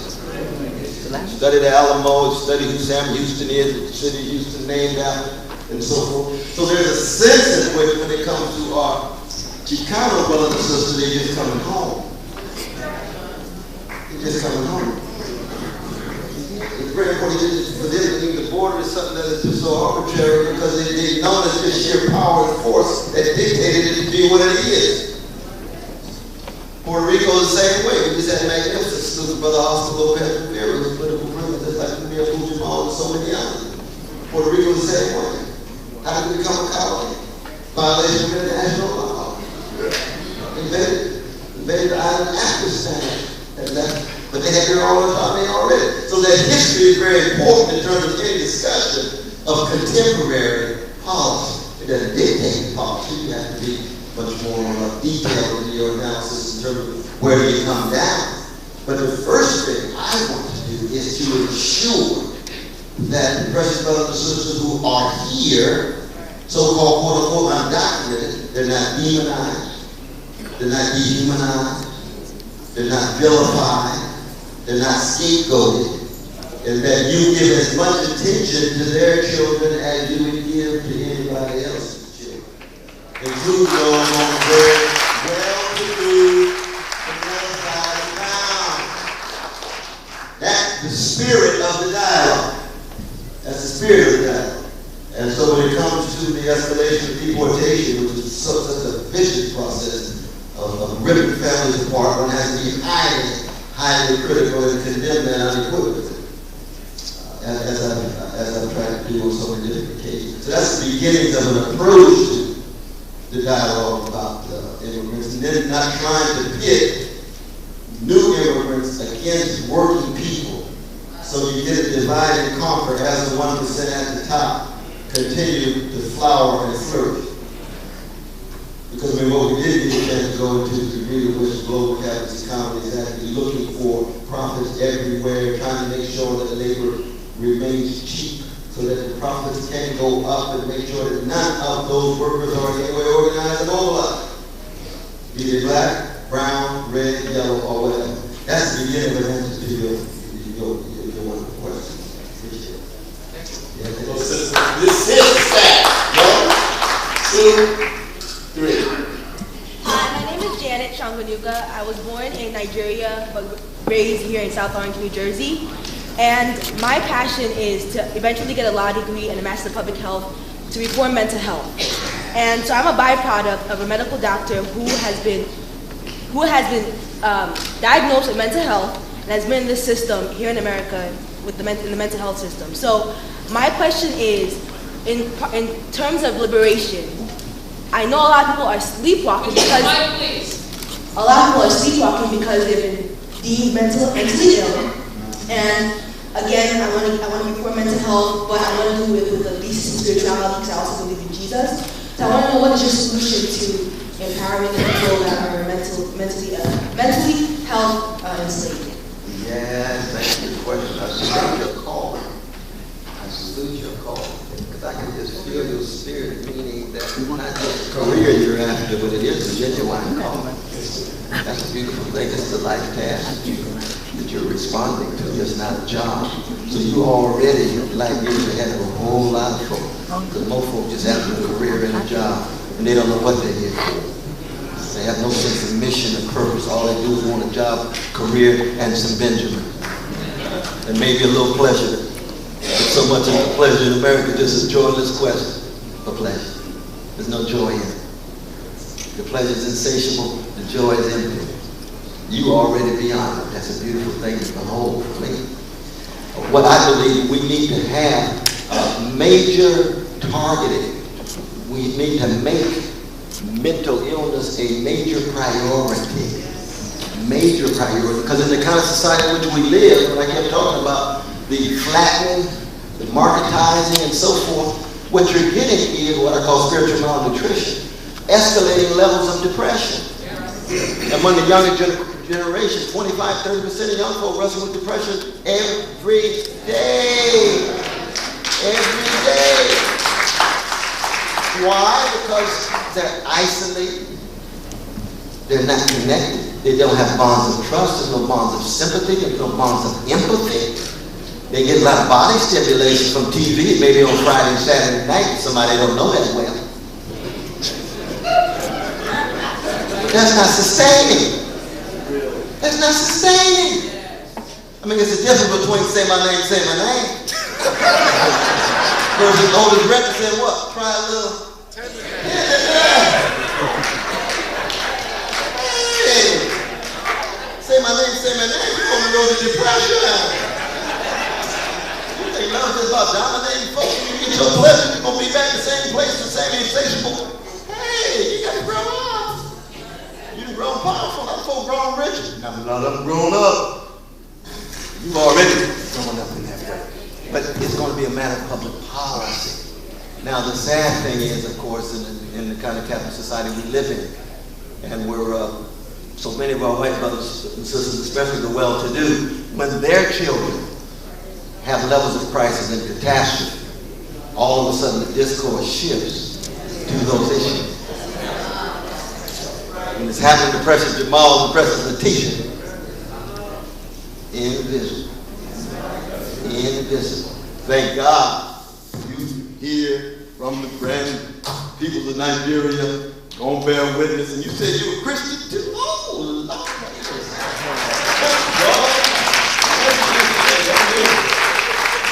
You did it wrong too.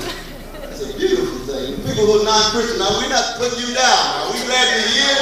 We're all in it together. But it's just good to be honest and candid the way you're coming from. That's all the thing. You just want to get up and say, Brother West, all this Jesus stuff is too much for me. I said, fine, I told you about the Jesus stuff is free back. That's all right. That's fine. But are you headed toward the struggle for truth and justice? In the name of Allah, Muhammad, Buddhists, with the bell hooks of the Buddhist sisters. Alice Walker's Buddhist sisters. Strong. Moving in the same direction. Moving in the same direction. The boys, we don't know what he was. He was agnostic on Monday, and Wednesday he was equivocal.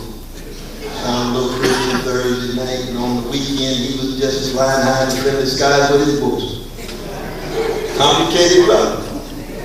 Coltrane was post-Christian too, full of the love. This is an ecumenical, whosoever will let it come kind of organization. Is that right there? Absolutely. Absolutely. My sister?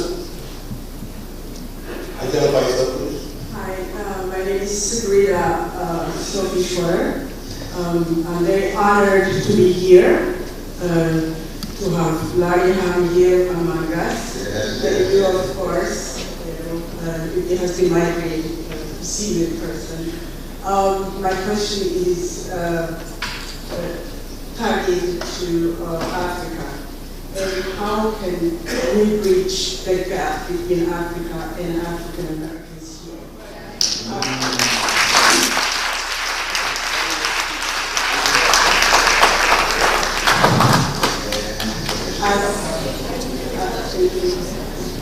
As we heard, Larry Ham spoke on South Africa, how he went into struggle, trying to pressure oligarchies to start investing in Africa, and how he succeeded that.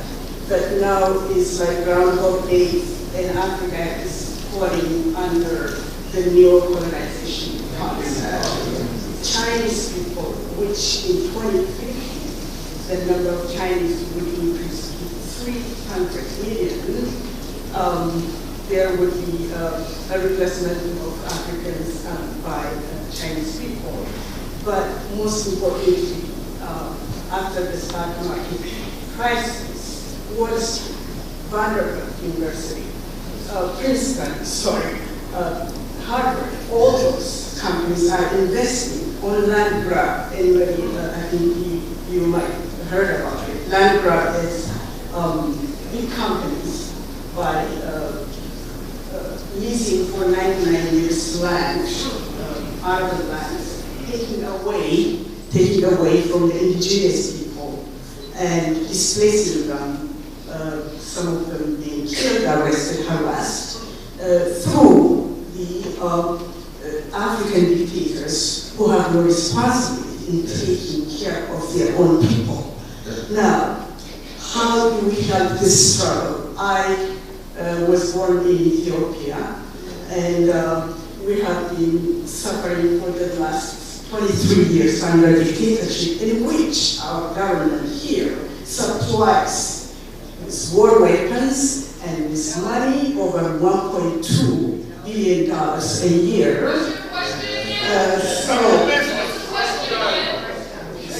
So that my sister that I love very much, my question is that how are we going to come together to bring systemic change, not only here, throughout the world, but also Africa?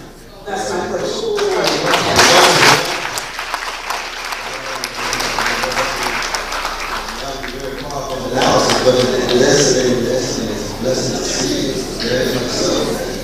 But one, I would put it this way, very briefly, that one, Africa is in many ways being colonized by China. But Africa is also being militarized by the U.S. government, the Pentagon, and the State Department. Africana, like the gender report lays out so well, keeping track of it. They say they're after terrorism. But all of the different branches now, military branches all over Africa now, under the aegis of the United States. Why? Because there is a fight going on between China and the United States in Africa, because Africa has not only those beautiful people, laborers, but those resources. And they want to gain access to it. We're talking about the big money, banks, and corporations. That's not.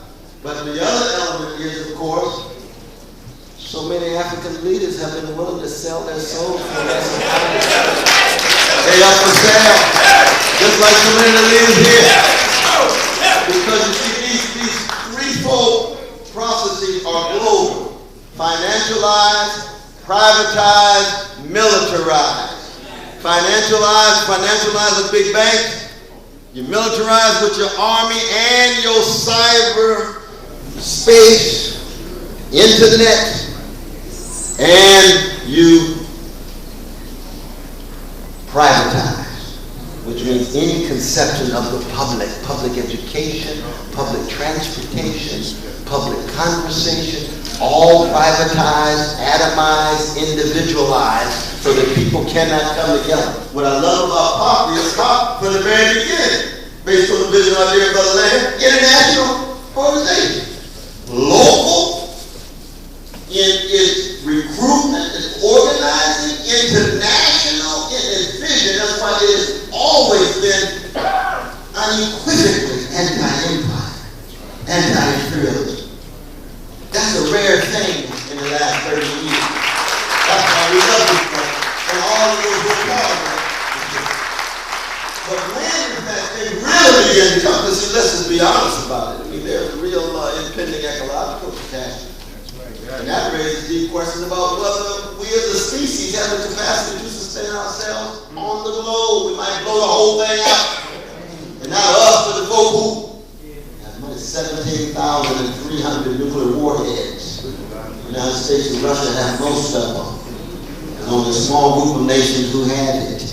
France, and United Kingdom, and Israel, Pakistan. They could blow the whole thing up. Tonight, that's very important to keep in mind. You got nuclear catastrophe impending, possibly, and then you got ecological with the climate change and warming and so forth. I don't know when spring is going to finally come. It's ridiculous, isn't it? But it's affected by what's in the air. You want to fossil fuels. So those kinds of questions, international questions, are very important. The last person on the stack, I'm sorry we can't entertain more. Good evening, everyone. How you doing? Good, brother. Good.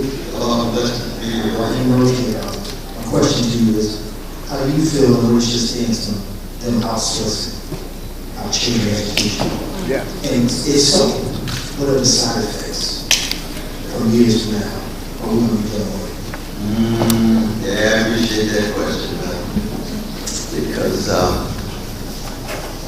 our dear sister Diane Ravitch, whose text I highly recommend people to read, she says rich kids get taught and poor kids get tested.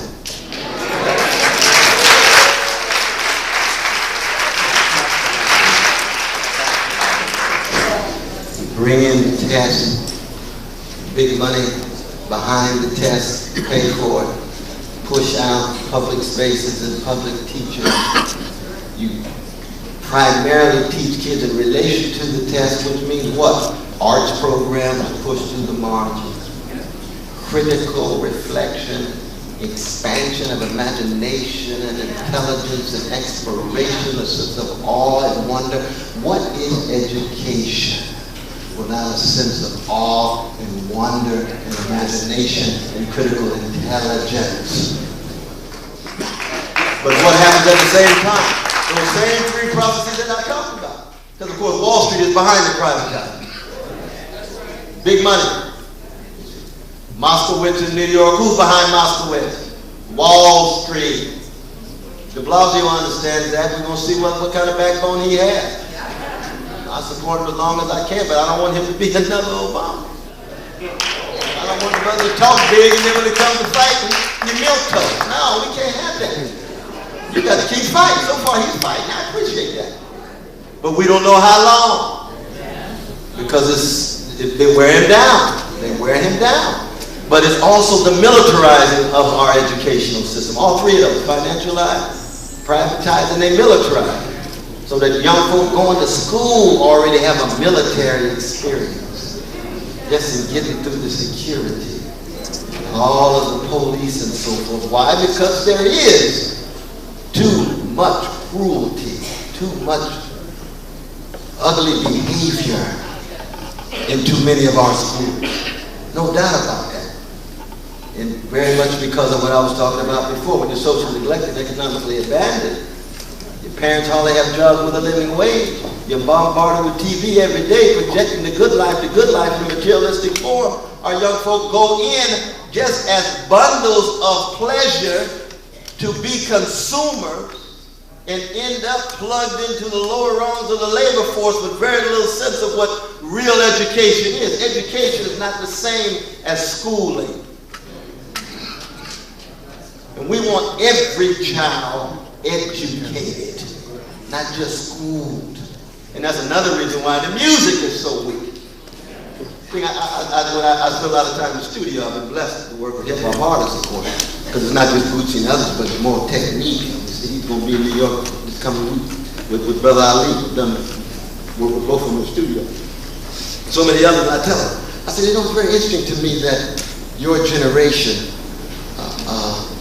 has not generated groups that can sing in harmony. Isn't that interesting? Even between the Delphonics, there was Atlantic Star and the others. But this generation is just one ego with one microphone, standing there, talking.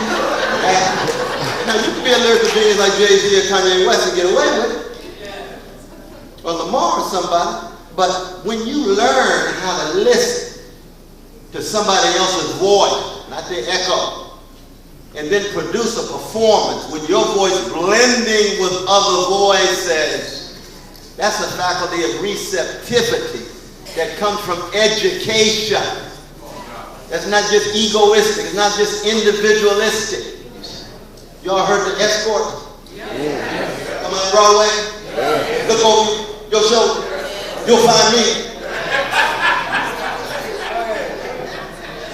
Could the brothers harmonize or what? Could the brothers sing in tune or what? They listened to each other. They had timing. They got it from the emotion. They got it from Sylvia Robinson. They got it from Ray Goodman and Brown. They learned how to harmonize. That was a moment in black life where we had a weak consciousness.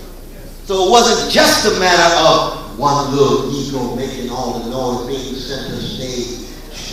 But you bring them all in together. There's no Luther Vandross without his background. He ain't that much without Linda, but he's a whole lot with Linda. Because of call and response, it was a communal production and performance where a we consciousness. They want our children in the schooling process and outsourcing. Even when they come out to be so isolated egos, they can't connect, they can't relate, they can't be tender, they can't be gentle, they can't affirm somebody else. It's all about them. And this is true not just for black kids, this is true for all of the precious children in this society. That's part of the spiritual blackout that's taking place that needs to be called into question. Thank God for Pop. Thank God for you all. Thank God for Bethany. Thank God for Terry.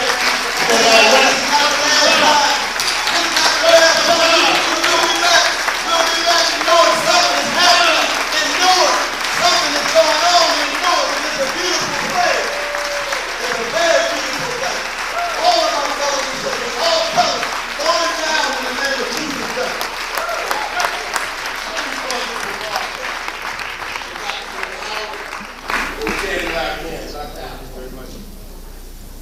Thank you, Brother Adams. Now listen, let's be patient. We're about to close, but we're not closing yet.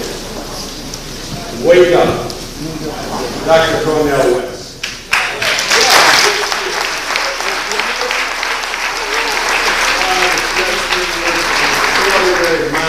He is placing it at the people's disposal. And we are indebted to him for coming tonight. The way we're going to proceed now, we need for Larry to dismiss us with a word. We will have him pass the press out and then we go home safe. But let me say, how many of you, I won't say like jazz, how many of you love jazz? So in this sanctuary at 6 p.m. Saturday evening, you will get live jazz, okay? You come as long as you dress in a non-provocative way. You can come the way you dress, all right? So keep in mind at 9 o'clock Saturday morning, we're going to work. The Youth Symphony in jazz song is going to be at 2 o'clock. If you want to listen to some good baroque music. But we're going to break it up at 6 with some serious jazz. So come out and be with us that evening. And now, again, let's welcome to the podium the leader of the People's Organization,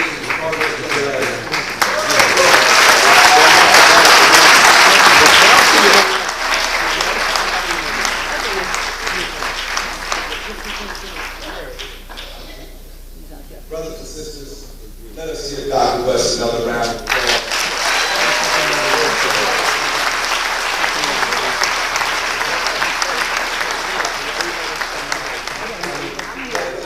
Say to you tonight, as has been alluded to by Dr. West, that tonight was the kickoff drive for our 2014 membership drive in the People's Organization for Progress.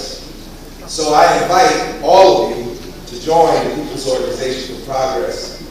You can be a member of the People's Organization for Progress even if you're a member of 5 or 6 other organizations. I'm also a member of the NAACP, a member of various other associations, and I'm also a member of the People's Organization for Progress. Our organization was founded 33 years ago, and we're still here, I'm glad to say, 33 years later. We are a metropolitan-wide organization. We started out as a small collective here in Newark, and now we have 11 branches throughout New Jersey, New York City, and we have a branch in North Carolina.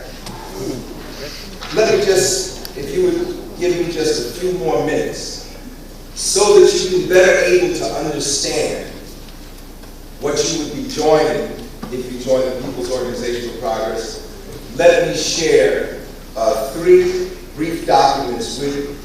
First of all, the preamble to our Constitution. It says, we, the members of the People's Organization for Progress, have founded this association in which we live, have founded, this is a typo here. We, the members of the People's Organization for Progress, have founded this association in the society in which we live. It is our desire to build a more just social order. Our primary goal is nothing less than the complete elimination of poverty, all forms of social, racial, and economic exploitation, oppression, degradation, human misery, suffering, and injustice. We shall unify and organize working, poor, and progressive people and strive to foster cooperation, self-reliance, and a militant fighting spirit among them. We shall build our organization so that it may become a viable political vehicle for the oppressed and a significant force for progressive politics. We shall work to unite the greater progressive community, increase its ranks, and build a broad mass movement at the local level, which will be an integral part of the national and worldwide struggle for social and economic justice. Our concern is not only for society as a whole, but for the individual as well. We seek not only social transformation, but the transformation of the individual through involvement in the struggle for human liberation. We believe that in order for the struggle to transform society to succeed, it must be carried out and supported by people imbued with revolutionary values. We want to make the individual socially aware and concerned, more responsible and compassionate, committed and active in the struggle for social change. The aims and purposes of the People's Organization for Progress: to educate people about the relevant social, economic, and political issues, to continuously organize and mobilize the grassroots community so that it can effectively solve its problems and fight for its needs, to improve the social and economic conditions in our community, to work for the total elimination of racism and sexism, to further develop and increase the political power of working and poor people, to strive for a more just and equitable distribution of wealth in our society, to serve as an advocate of human and civil rights, to support the struggles of people at home and abroad against oppression and exploitation, to promote world peace, to build unity with other organizations and individuals whose goals are similar to our own. And lastly, the core demands of the People's Organization for Progress. We demand reparations for the descendants of Africans enslaved in America.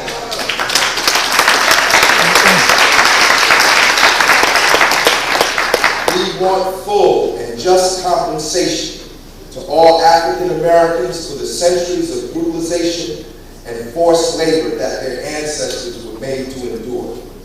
We demand an end to police brutality and demand the establishment of an elected civilian police review board with subpoena and prosecutorial powers over all police forces at all levels in the United States.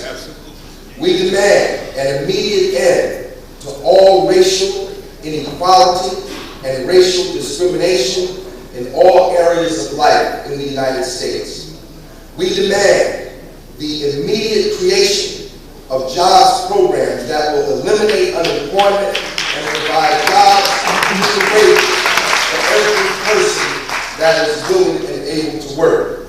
We demand a guaranteed minimum income for all people of working age that will allow them to adequately support themselves and their families and eliminate poverty and hunger in this country. We demand the establishment of a system of universal free health care in the United States,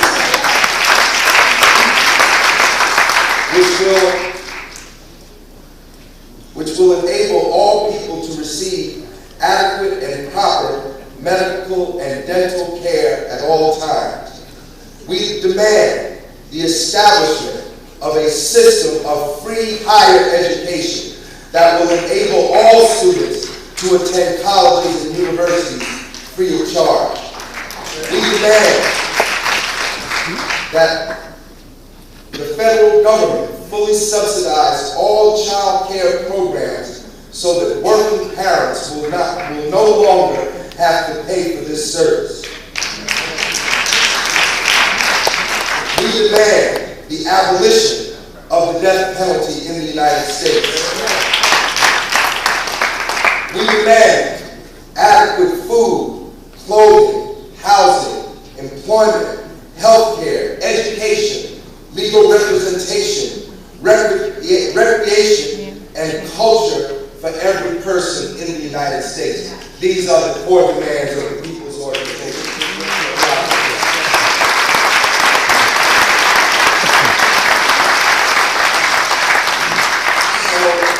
I invite you all to join our organization. We meet every Thursday at the Abyssinian Baptist Church, 224 West Kennedy Street. We're meeting tomorrow night, and as I said, tomorrow night we're going to commemorate the assassination of Dr. Martin Luther King by discussing the 6th chapter from his book, Where Do We Go From Here? Chaos or Community, that chapter entitled The World House. And we also invite you to our next forum, will be April 10th. Junius Williams will be our guest speaker. He will be discussing his recently published book, The Unfinished Agenda, which is a history of politics here in Newark, New Jersey. So brothers and sisters, thank you all. Deacon Cosby is going to close us out in prayer. Thank you very much, brothers and sisters. Thank you.